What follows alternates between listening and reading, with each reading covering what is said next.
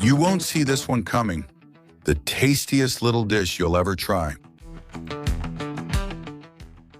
Hi, today we're going with a block of pho, and yes, You want enjoy some happiness, and the... chickpeas are a great option. And even more so if you make them this good, a juicy dish that's always enjoyable. Pay attention because I prepare it a little differently. What I do is finely chop 4 or 5 cloves of garlic. I pour a generous splash of oil into a pressure cooker, and in it, I add that finely chopped garlic. I put it on medium heat and wait for it to start browning while I chop half an onion. So I take it, and just like with the garlic, I chop it up finely, aiming to get really nice little cubes. Small so they dissolve into the sauce, creating something wonderful.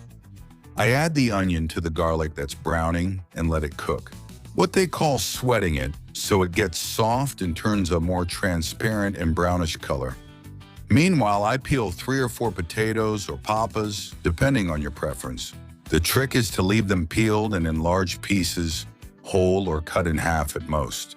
And here I have a rack of ribs in this case, already marinated to give it more flavor. I also have 300 grams of chickpeas, which have been soaking in water since last night.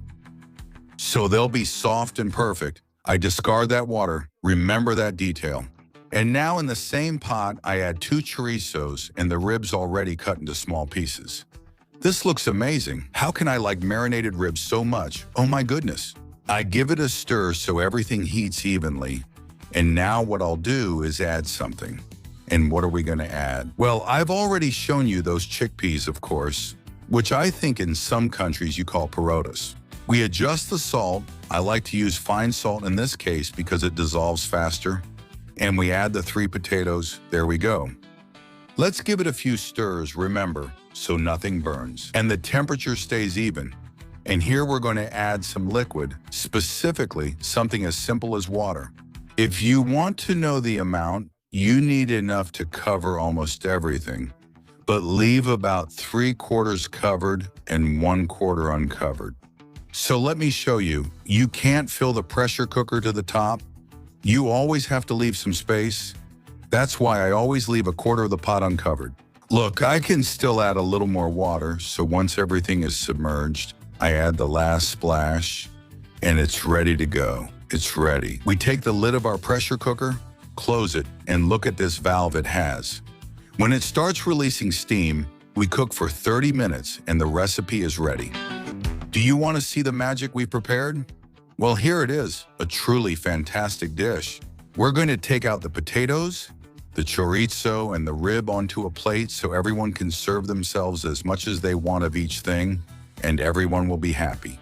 Look, I like to take a plate and put down a good bed of chickpeas and then add whatever meat and potatoes I feel like. Look. Look, what a great dish we've put together here in no time, with a nice piece of rib, a bit of chorizo, some potato to soften it up, and a complete enjoyable dish, 100%, and I'm sure you're craving it. Come on, take it. It's coming right through the screen, of course. A little spoonful.